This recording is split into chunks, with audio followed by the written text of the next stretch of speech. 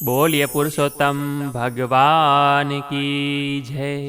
श्री विष्णु भगवान की जय। तो मित्रों स्वागत है आपનું આપણી YouTube ચેનલ ભક્તિ કીર્તન સંગ્રહમાં। મિત્રો આજના આ વિડીયોમાં આપણે પુરુષોત્તમ માસ મહાત્મય કથાનો 28મો અધ્યાય સાંભળીશું, સાથે જ આ પુરુષોત્તમ માસ વ્રતની વાર્તા પણ સાંભળીશું। તો અંત સુધી મારી સાથે જોડાયેલા રહેજો, આ અધ્યાય કથા વાર્તા સાંભળજો અને આ વિડીયો પસંદ આવે તો લાઈક કરજો, તમારા મિત્રોને મોકલજો। અમારી ચેનલમાં નવા હોય તો સબસ્ક્રાઈબ કરજો કે જેથી કરીને આવા જ અવનવા વિડીયો આપ સુધી પહોંચતા રહે। અને હા મિત્રો, ખાસ વાત એ કે જો આપને નિત્ય ઘર બેઠા અનેક સ્થળોના દર્શન કરવા હોય તો વોટ્સએપમાં અમારું ગ્રુપ છે કે જેમાં અમે દર્શન કરાવીએ છીએ। તો તે ગ્રુપમાં જોડાવા માટે અહીંયા જે વોટ્સએપ નંબર લખેલો છે તેના ઉપર અમને ફક્ત જય શ્રી કૃષ્ણ લખીને મોકલી આપજો, એટલે આપને અમારા ગ્રુપની લિંક મળી જશે અને એમાં જોઈન થઈ જશો, એટલે આપને પણ નિત્ય ઘર બેઠા દર્શન કરવાનો લાભો મળશે। તો આવો, હું આપનો જાજો સમય ન લેતા હવે આપણે આ કથા અધ્યાય વાર્તા શ્રવણ કરીએ।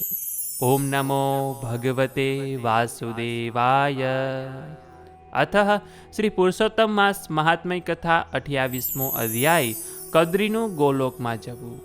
तो मित्रों, आनी पहलाना अध्याय में आपणे सांभळ्युं के कद्री नामनो ब्राह्मण जूठुं बोलीने खोटुं बोलीने सौ लोको तेना पर दया दाखवे तेवा नाटक करीने धन एकठું કરતો હતો અને એક વખત એક માળીના બગીચામાં જઈને સફરજન ખાતો અને તે વેચીને ધન એકઠું કરતો હતો અને તેની સજા યમરાજ તેને પ્રેત યોનિમાં અને ત્યાર પછી 1000 વર્ષ સુધી વાનર યોનિમાં આપે છે। તો ધર્મરાજાના ઇન્સાફ મુજબ એ કદ્રી બ્રાહ્મણને ફળ જળ કંઈ મળે નહીં એવા ઘોર જંગલમાં પ્રેત યોનિમાં નાખવામાં આવ્યો। એ જિંદગી લાંબો વખત ગાળી પછીથી ચોરીના પાપની સજા સહન કરવા એ વાંદરો થઈ જન્મ્યો। મનોહર જંબુ દ્વીપમાં કલિંજર નામનો પહાડ છે, તેની શીતળ ને સુગંધિત ઘટામાં દેવરાજ ઇન્દ્રનો ઉત્તમ કુંડ છે। પૂર્વે તે જગ્યાએ દૈત્યના ભયથી દેવો મૃગ બની એમાં સ્નાન કરતા હતા, તેથી તેનું નામ મૃગ તીર્થ પડેલું છે। એ ઠેકાણે કદ્રી બ્રાહ્મણ વાનર યોનિમાં જન્મ્યો। નારદ પૂછે છે, હે નારાયણ, એ પાપી વાનર પવિત્ર મૃગ તીર્થમાં કેમ જન્મ્યો? નારાયણ કહે કે, હે નારદ, ચિત્રકુંડળ નામે એક વૈશ્ય હતો, તેની પતિવ્રતા સ્ત્રીનું નામ તારકા હતું। એ પતિ પત્નીએ પુરુષોત્તમ માસનું વ્રત કરણી પૂર્ણાહુતિની ઉજવણી દિવસે વિદ્વાન ને ગુણવાન બ્રાહ્મણોને દાન લેવા બોલાવ્યા હતા। એમાં ધનલોભી કદ્રી બ્રાહ્મણ પણ આવી ચઢ્યો। અન્ય બ્રાહ્મણો દાન દક્ષિણા લઈ ઘરે ગયા ત્યારે વગર આમંત્રણ આવેલો કદ્રી રડતો રડતો ચિત્રકુંડળ પાસે ગયો અને તેના તથા તેની પત્નીના પુષ્કળ વખાણ કરી પોતાને પણ ધન આપવા વિનંતી કરી। ચિત્રકુંડળે તેને પણ ખૂબ ધન આપી રાજી કર્યો। એને લઈ જઈ તે લોભીએ જમીનમાં દાટી દીધું। કદ્રી બ્રાહ્મણે ધન લેવાની દાનતથી પણ ત્યાં આવીને તે દિવસે પુરુષોત્તમ માસની સ્તુતિ કરી એના ફળથી એને મૃગ તીર્થમાં વાનરનો જન્મ મળ્યો। આમ પુરુષોત્તમ ભગવાનનું દર્શન તથા સ્તવન ધનનો લોભ કરવા છતાં પણ તેને તીર્થ સેવાનું ફળ મળ્યું, તો પછી શ્રદ્ધાથી ભગવાનનું વ્રત પૂજન કરનારને શું ન મળે? જે વખતે અયોધ્યાપતિ રાજા દશરથના પુત્ર શ્રી રામચંદ્રજીએ સાગર ઉપર પુલ બાંધી લંકાપતિ રાવણને માર્યો અને પતિવ્રતા સ્ત્રી સીતાજીની અગ્નિ પરીક્ષા લીધા પછી સ્વીકાર કીધો, એ વેળા બ્રહ્મા ઇન્દ્ર આદિ દેવોએ રાવણના વધથી ખુશી થઈ શ્રીરામને વરદાન માગવા કહ્યું। ત્યારે રામચંદ્રજી બોલ્યા, હે દેવતાઓ, મારા પક્ષના જેટલા વીર વાનરો આ યુદ્ધમાં રાક્ષસોને હાથે હણાયા છે તે તમામને અમૃત છાટી સજીવન કરો। દેવતાઓએ શ્રી રામચંદ્રજીની ઈચ્છાને માન આપી તેમ કર્યું અને બધા સજીવન થઈ શ્રીરામને પગે પડ્યા। ત્યારે સીતાપતિ બોલ્યા, હે વાનરો, હવે તમે સૌ તમારે સ્થાને જાઓ। હું તમને આશીષ આપું છું કે તમે જે વનમાં જઈને વસશો તે વન સદા ફળ ફૂલ તથા પાંદડાઓથી ભરચક રહેશે। નદી તથા સરોવરો સુંદર અને સ્વચ્છ પાણીવાળા રહેશે। શ્રી ભગવાનના એવા વરદાનના પ્રભાવથી જ્યાં જ્યાં એ વાનર જાતિ રહે છે ત્યાં વનમાં સર્વત્ર પ્રફુલ્લતા રહે છે। અને એટલા માટે જ મૃગ તીર્થમાં પણ કદ્રીમાંથી તે વાનર થયો અને સર્વત્ર લીલા લહેરના દર્શન કર્યા। છતાં કરેલા કર્મ તો પ્રત્યેકને ભોગવવા જ પડે છે। કરેલા કર્મનો નાશ કદાપી થતો નથી। એવું વેદ વાક્ય છે. એટલે એ વાનર એ વનમાં બીજાની માફક વધવા અને ભૂખ તરસથી વિવળ થઈને આમ તેમ ફરવા લાગ્યો. આમ થવાનું કારણ જન્મથી જ તેના મોઢામાં પિત્તની પીડા થઈ હતી, જેથી તેના મોઢામાંથી રાત દિવસ લોહી પરું ઝરતું હતું. એને લઈને એ કંઈ પણ ખાઈ શકતો નહીં, વળી દુઃખને લીધે એક જગ્યાએ બેસી પણ શકતો નહીં. એક ઝાડ પરથી બીજા ઝાડ પર કૂદકા માર્યા તે એક દિવસ જમીન પર પટકાયો. તેના હાડકાં ભાંગી ગયા. ભૂખ તરસથી તે તરફડવા લાગ્યો. આમ નિરાધાર રહી દિવસ કાઢતા પુરુષોત્તમ માસ આવ્યો અને એ મહિનામાં કૃષ્ણ પક્ષમાં એક દિવસ પુષ્કળ તરસ લાગવાથી મૃગતીર્થ કુંડ પાસે ગયો, પણ તેનું અમૃત સરખું પાણી પી શક્યો નહીં. છતાં વાનર હઠના જાતિના સ્વભાવના લીધે તે ઊંચા ઝાડ પર ચડ્યો અને બીજા વૃક્ષ ઉપર કૂદકો મારવા જતાં ઓચિંતો એ કુંડમાં પડ્યો. ધીમે ધીમે કુંડમાંથી બહાર આવી બેસૂદ થઈ કિનારે પડ્યો. 4 દિવસ ત્યાં એમ પડી રહ્યો. 5મે દિવસે તેને તીર્થ કિનારે પ્રાણ છોડ્યા. પવિત્ર કુંડમાં અનાયાસે પણ સ્નાન કરવાથી એના પાપ ધોવાઈ ગયા. એને દિવ્ય શરીર પ્રાપ્ત થયું.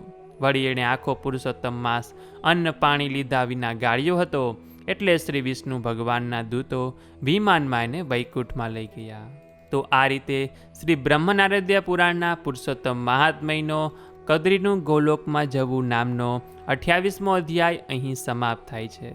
તો બોલીએ શ્રી પુરુષોત્તમ ભગવાન કી જય, શ્રી વિષ્ણુ ભગવાન કી જય, શ્રી દ્વારિકાધીશ કી જય.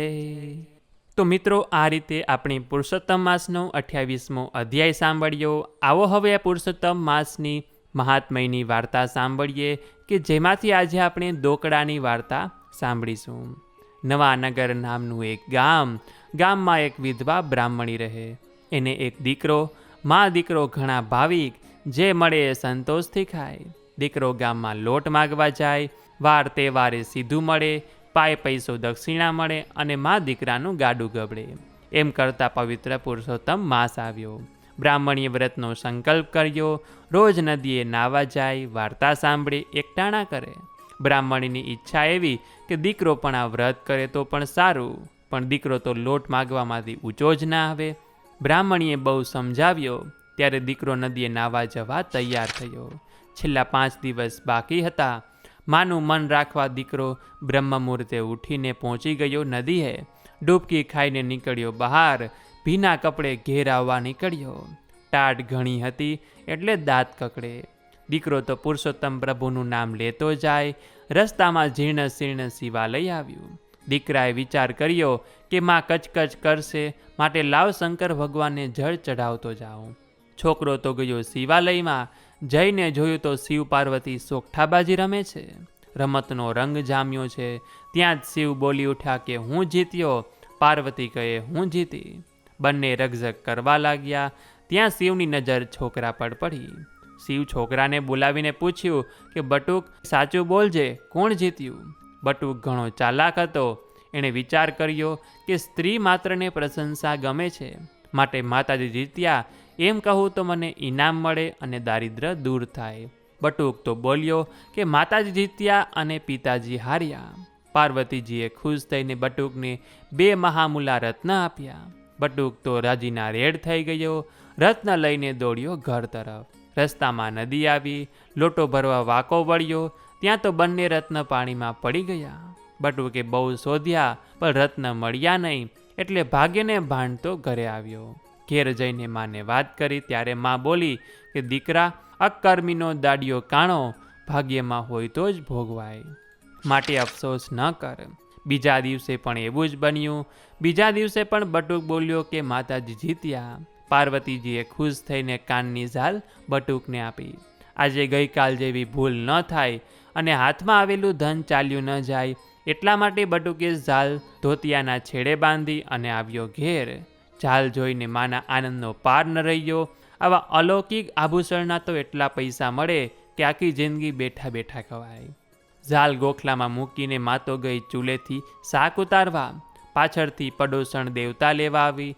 કિંમતી ઝાલ જોઈને એની દાઢ ડળકી. આગળ જોયું, પાછળ જોયું અને ઝાલ લઈને ચાલતી થઈ. માં શાક ઉતારીને આવી. જોયું તો ઝાલ ન મળે. માતું બેબાકડી થઈ ગઈ. પછી બેઠી લમડે હાથ દઈને રોવા. ત્રીજા દિવસે પણ બટુક બોલ્યો કે માતાજી જીત્યા. એટલે પાર્વતીજીએ ગળામાંથી લાલ માણેકનો હાર ઉતારીને આપી દીધો. બટુકે ઘેર જઈ એ હાર માને આપ્યો. માં હરખાતી હરખાતી હાર જોવા લાગી. ત્યાં તો સમડી ઉડતી ઉડતી આવી. લાલ માણેક જોઈને એણે તરાપ મારી. એને એમ કે કંઈક ખાવાનું હશે. સમડી તો હાર લઈને ઉડી ગઈ. માં દીકરો લમડે હાથ દઈને રોવા લાગ્યા. ચોથા દિવસે બટુકે નક્કી કર્યું કે આજે ખોટું નથી બોલવું. થવું હોય એ થાય. આજે તો પિતાજી જીત્યા એમ બોલવું. નક્કી કર્યા પ્રમાણે બટુક પિતાજી જીત્યા એમ બોલ્યો એટલે શિવજીએ જટા ખંખેરી. એમાંથી એક દોકડો ખર્યો. એ દોકડો બટુકને આપતા કહ્યું કે આનાથી તારું દારિદ્ર્ય ટળશે. રસ્તામાં જે કોઈ પહેલું સામું મળે એની પાસેથી આ દોકડાની વસ્તુ ખરીદી લેજે. તારું ભાગ્ય પલટાઈ જશે. વાત સાંભળીને પાર્વતીજી ખડખડાટ હસ્યા. બટુક પણ ભોઠો પડીને વિચારવા લાગ્યો કે માણેક ઝાલ ને રત્નો મારું ભાગ્ય ન પલટી શક્યા તો આ દોકડો શું પલટવાનો હતો. છતાં શિવજીને ખોટું ન લાગે એટલા ખાતર દોકડો લઈ બટુક ઘર તરફ પાછો ફર્યો. રસ્તામાં માછલા વેચતો માછીમાર મળ્યો. બટુકને તો સૂખ તો ઘણી ચઢી, પણ શિવજીની આજ્ઞા માન્યા વગર છૂટકો નહોતો. બટુકે દોકડો લઈને એક માછલી ખરીદી અને આવ્યો ઘર. બ્રાહ્મણી તો કાગના ડોળે દીકરાની વાટ જુએ. આજે જરા પણ ગફલત ન થઈ જાય એ માટે બટુક સતર્ક છે. બટુકે આવીને માછલી માના હાથમાં મૂકી. માછલી જોતા જ માને એવો રસ ચડ્યો કે માછલીનો ઘા કરીને દીકરાને ધમકાવવા લાગી. પછી કાન પકડીને એને નાવા બેસાડ્યો. બટુક નાઈને વસ્ત્ર બદલતો હતો ત્યાં જ એક સમડી ઉડતી ઉડતી આવી. એની ચાંચમાં લાલ માણેકનો હાર હતો. સમડી માછલી લેવા નીચે ઉતરી ત્યાં જ બ્રાહ્મણી નજર એના પર પડી. એની ચાંચમાં હાર જોઈને એણે બૂમ પાડી, ઝાલ ઝાલ સમડી. બ્રાહ્મણીની આરાડ પડોશણે સાંભળી. એનું નામ સમૂડી હતું. ઝાલ ઝાલ એવી બૂમ પાડીને એ ડરી ગઈ. નક્કી બ્રાહ્મણીએ પોતે ઝાલની ચોરી કરી છે એ પકડી પાડ્યું. હવે થશે ફજેતો. ગભરાયેલી સમૂડીએ પટારામાંથી ઝાલ કાઢીને બ્રાહ્મણીના ઉંબરામાં નાખી દીધી. આ બાજુ મા દીકરો સમડી પાછળ દોડ્યા. સમડી હાર નાખીને માછલી ચાંચમાં લઈને ઉડી ગઈ. પણ જ્યાં ચાંચ મારેલી ત્યાં 2 રત્ન પડ્યા હતા. એ રત્ન પાર્વતી બટુકને આપેલા હતા એ જ હતા. પાણીમાં પડતા જ માછલીએ ગળી ગઈ હતી. મા દીકરો તો પુરુષોત્તમ પ્રભુની અપરંપાર લીલા જોઈને ગડગડા થઈ ગયા. હાર મળ્યો, રત્નો મળ્યા અને ઉંબરે પડેલી ઝાલ પણ મળી. પડવારમાં ભાગ્ય આડેથી પાંદડું ખસી ગયું.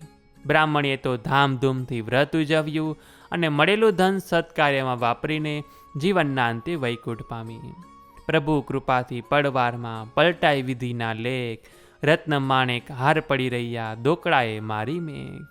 હે પુરુષોત્તમ પ્રભુ, તમે જેવા બ્રાહ્મણી બટુકને ફળ્યા એવું તમારું આ વ્રત કરનાર, વ્રત કથા સાંભળનાર, વાંચનાર, વિડીયો જોનાર, સાંભળનાર સર્વે કોઈને ફળજો એવી જ મારી તમને પ્રાર્થના છે. તો બોલીએ શ્રી પુરુષોત્તમ ભગવાન કી જય. શ્રી વિષ્ણુ ભગવાન કી જય. શ્રી દ્વારિકાધીશ કી જય.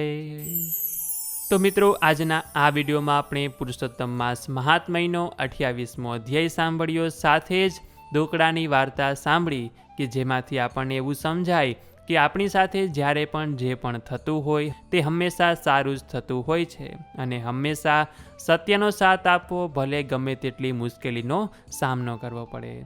તો આ વિડીયો પસંદ આવ્યો હોય તો લાઈક કરજો, તમારા મિત્રોને મોકલજો. અમારી ચેનલમાં નવા હોય તો સબસ્ક્રાઈબ કરવાનું ભૂલતા નહીં કે જેથી આવા જ અવનવા વિડીયો આપ સુધી પહોંચતા રહે. તો આ સાથે હવે મને રજા આપો. મળીશું ફરીથી એક નવા વિડીયોમાં. ત્યાં સુધી આપ સૌ લોકોને અમારી ચેનલના જય શ્રી કૃષ્ણ. ધન્યવાદ. મારી સાથે આ પુરુષોત્તમ માસની કથા, અધ્યાય, વાર્તા સાંભળવા બદલ આપ સૌ ભક્તોનો ખૂબ ખૂબ આભાર.